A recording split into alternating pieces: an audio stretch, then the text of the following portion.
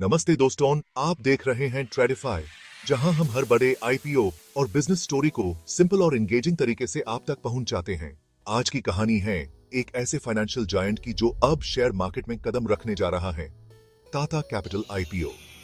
Tata group का ये financial services arm NBFC sector में एक बड़ा नाम है और इसका अपकमिंग आईपीओ पूरे मार्केट को हिला सकता है। चलिए इसकी पूरी स्टोरी समझते हैं, शुरुआत से लेकर आज तक।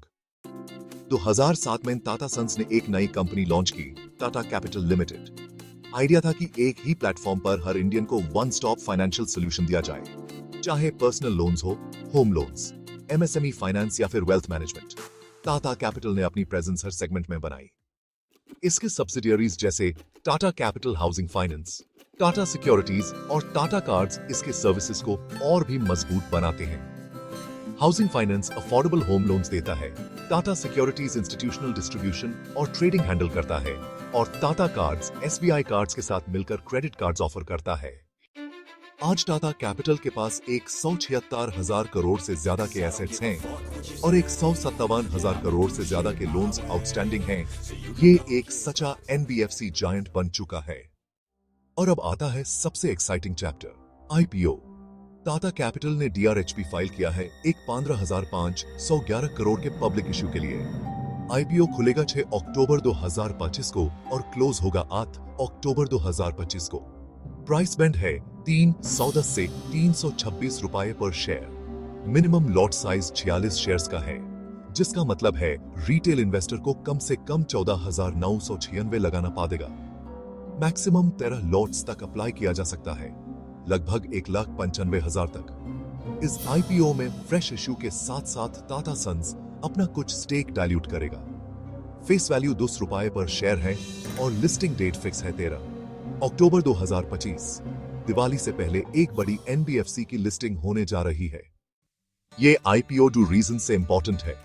पहला, टाटा ग्रुप की एक और कंपनी स्टॉक मार्केट में लिस्टेड होगी। Already Titan, Tata Motors, TCS जैसे जायंट्स लिस्टेड हैं और टाटा कैपिटल एनबीएफसी स्पेस में एक सॉलिड नाम है।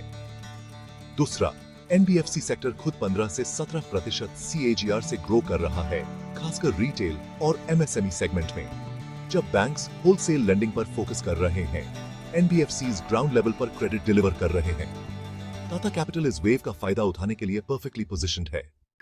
आईपीओ से जो फंड आएगा उसे कंपनी 3 मेजर चीजों में लगाएगी: अपना लेंडिंग पोर्टफोलियो एक्सपैंड करना, कैपिटल एडिक्वेसी इंप्रूव करना, ताकि रेगुलेटरी नॉर्म्स मीट होते रहें और ग्रोथ सस्टेनेबल हो, और स्ट्रेटेजिक इन्वेस्टमेंट्स और डिजिटल ट्रांसफॉर्मेशन में इन्वेस्ट करके ऑपरेशन स्केल करना और सर्विस ऑफरिंग्स एनहांस करना। मतलब पैसा सीधा बिजनेस ग्रोथ और कस्टमर्स को सर्व करने में लगने वाला है। बिश्की, चलिए अब नंबर्स पर नजर डालते हैं।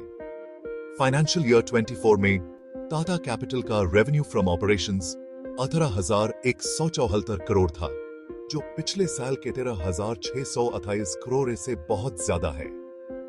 प्रॉफिट आफ्टर टैक्स भी 3,327 करोड़ तक पहुंच गया है, पिछले साल था 2,946 crore. Total assets financial year 24 में 1,76,694 करोड़ है, लोन्स 1,57,707 करोड़ है। क्लियरली एक हेल्थी ग्रोथ स्टोरी है, यानी कंपनी की फाइनेंशियल परफॉर्मेंस स्टेडली इंप्रूव कर रही है। इन्वेस्टर के लिए सबसे जरूरी होता है स्ट्रेंथ्स और रिस्क्स समझना। स्ट्रेंथ्स देखें तो रिटेल क्रेडिट और एनबीएफसी सेक्टर दोनों डबल डिजिट ग्रोथ पर हैं। टाटा कैपिटल का wide product range retail, SME, corporate सब कवर करता है। गवर्नमेंट स्कीम्स जैसे उद्यम असिस्ट और पीएम विश्वकर्मा से एमएसएमई लेंडिंग में एडवांटेज मिल सकता है। और सबसे बड़ा फैक्टर है टाटा ब्रांड का ट्रस्ट।